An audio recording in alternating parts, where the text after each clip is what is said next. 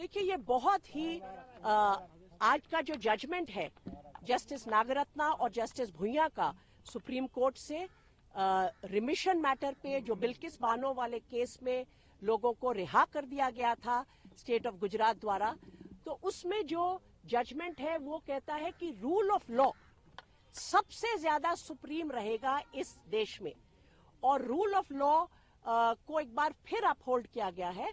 और अदालत ने कहा है रूल ऑफ लॉ सबके लिए सेम है, चाहे आप कोई भी हो, वो आप सब पर बराबर अप्लाई करेगा।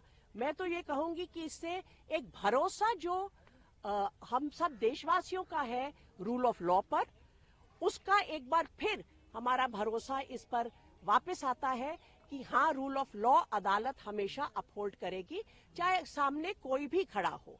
और उन्होंने कहा है कि जो गुजरात स्टेट ने जिस तरह इस केस में रिमिशन ऑर्डर्स पास किए हैं, उनको कोई पावर नहीं थी।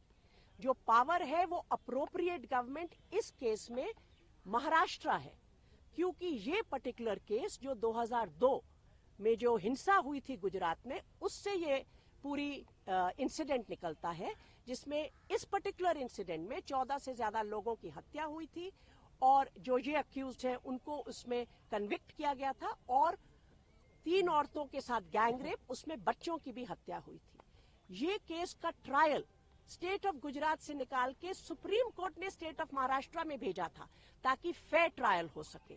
वहां पर कन्विक्शन होती है स्पेशल कोर्ट में, वो कन्विक्शन सुप्रीम कोर्ट तक अपहोल्ड होती है।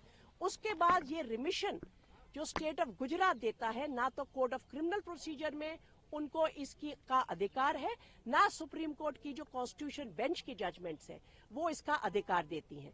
तो एक तरह से ये पूरा का पूरा जो सिलसिला चला, ये without the authority of law था, उसमें कोई भी तथ्य नहीं थे और कानून के खिलाफ था। अगर कोई ऑर्डर कानून के खिलाफ होता है और उसमें कोई भी स्टेट एक्ट करता है, उसको सेट असाइड कर दिया जाता है, क्योंकि वो कानून की नजर में फैसला है ही नहीं।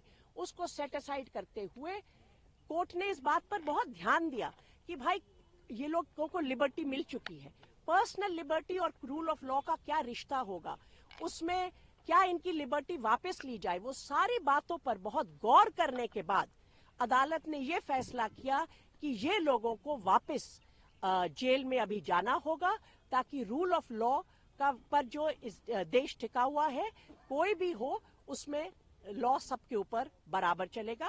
और उन्होंने ये भी आश्चर्य प्रकट किया कि गुजरात स्टेट ने इस तरह क्यों इस मामले में एक्ट किया। फ्रॉड की बात भी कही कोर्ट बिल्कुल, उन्होंने कहा fraud has been committed on the court. जो इनमें से कॉन्विक्ट था, उसने जो पिटीशन डाली उसमें बहुत से तथ्य जो जरूरी थे उसको सप्रेस किया गया।